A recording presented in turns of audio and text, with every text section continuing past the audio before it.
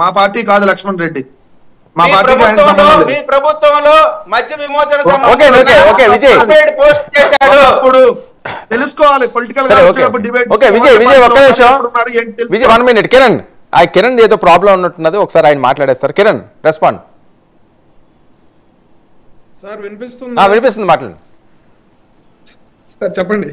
మీది నెట్వర్క్ కూడా ప్రాబ్లం వస్తున్నది, ఫ్రీజ్ అవుతున్నది నీ వీడియో. కిరణ్ ఓకే, మాట్లాడండి. సార్ వినిపిస్తుందా? ఓకే, మాట్లాడండి. పిఠాపురం అంశం అసలు ఏం జరుగుతుంది? అంతా క్రియేట్ చేస్తున్నారు, హైప్ తెచ్చుకోవడానికి చూస్తున్నారు, సింపతి డెవలప్ చేస్తున్నారు అని మాట్లాడే పరిస్థితి. నిన్న వ్యాన్ ఏంటి, అందులో ఉన్న సామగ్రి ఎవరిది, దాని ముసుగులో కోట్లాది రూపాయలు పిఠాపురం చేరిని వైఎస్ఆర్సీపీ నేతలకని చెప్పి కొంత ప్రచారం జరుగుతున్న నేపథ్యం. ఇందులో వాస్తవమా లేకపోతే బురజల్లే కార్యక్రమమా? మీరు ఏమైనా క్రియేట్ చేస్తున్నారా? పవన్ కళ్యాణ్ గారి మీద ఎవరు రెక్కిలు నిర్వహిస్తున్నారు? ఆయన మీద ఎవరు దాడికి ప్రయత్నిస్తున్నారు? సార్ అందరికీ నమస్కారం. ముందుగా క్షమించాలి నెట్వర్క్ ఇష్యూస్ కి లేట్ గా జాయిన్ అయినందుకు.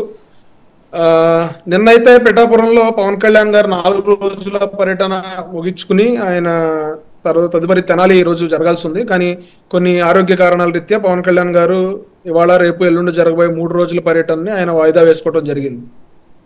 పిఠాపురం వచ్చిన దగ్గర నుంచి పవన్ కళ్యాణ్ గారికి హై ఫీవర్ ఉంది. హై ఫీవర్ లోనే ఆయన ప్రజలను కలవటం, కార్యకర్తలను కలవటం, ప్రజలతో మాట్లాడటం. నిన్న ఉప్పాడ కొత్తపల్లి మండలంలో కూడా ఆయన ఒక చిన్న సైజు పాదయాత్ర టైప్ లో చేశారు. ఇంటింటికి తిరిగి, డోర్ టు డోర్ తిరిగి అక్కడ ప్రజలందరినీ కలుసుకుని వాళ్ళందరితో కూడా మాట్లాడడం జరిగింది.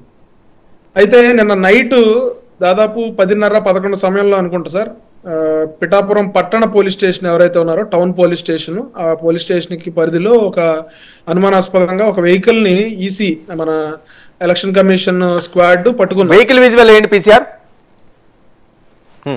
కిరణ్ పట్టుకున్న తర్వాత దాన్ని ఓపెన్ చేస్తే అందులో మన డమ్మీ ఈవీఎంస్, జగన్మోహన్ రెడ్డి గారి స్టిక్కర్లు, ఆయనకి సంబంధించిన ఫేస్ మాస్కులు, వైఎస్ఆర్సీపీకి సంబంధించిన సామాగ్రి ఉంది.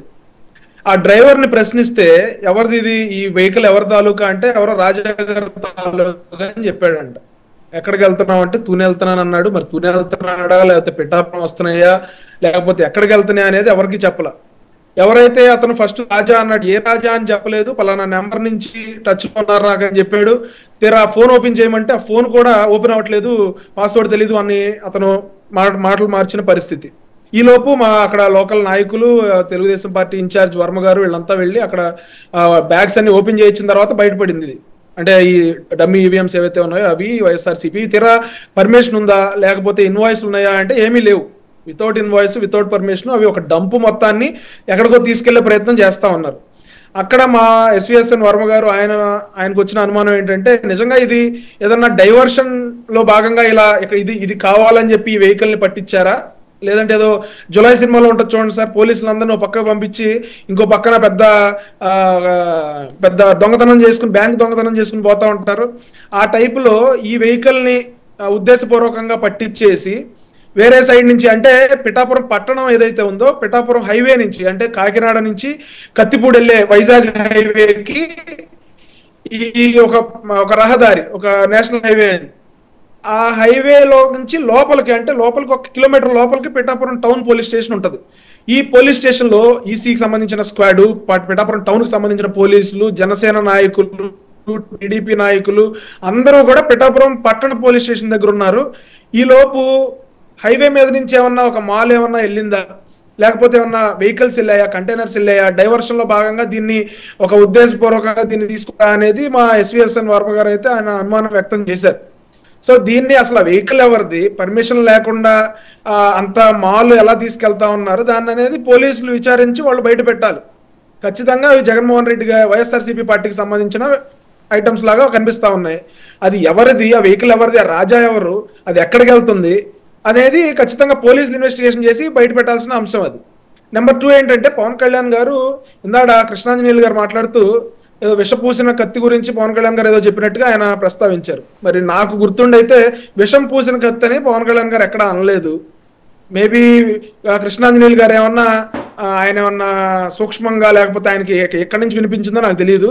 బై ద వే కృష్ణాంజనేయులు గారు మీ బ్యాక్గ్రౌండ్ బాగుంది సార్, కొత్త ఇల్లు అనుకుంటా, చాలా బాగుంది. బీజీ అది అయితే బీజీ అది బీజీ ఓకే ఓకే, అంటే ఆయన మాట మారింది, యాస మారింది. సినిమా సెట్టింగ్ మాకు తెలుసండి.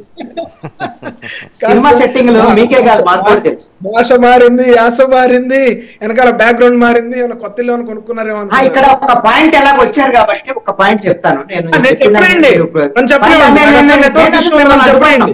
నేను అడ్డుపడినా ఒకటే పాయింట్,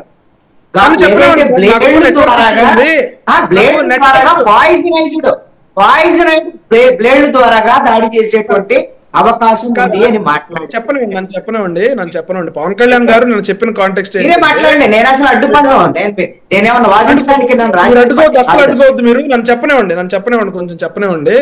పవన్ కళ్యాణ్ గారు చెప్పిన కాంటెక్స్ట్ ఏంటంటే, పిఠాపురంలో ఎవరైతే 2 లక్షల పైచిలకు ప్రజలు ఉన్నారో వాళ్ళందరికీ కూడా నేను పర్సనల్ గా ఫొటోస్ ఇవ్వాలని నాకు ఆశ ఉంటుంది, నేను అందరినీ 1-on-1 కలిసి మాట్లాడాలన్న కోరిక ఉంటుంది.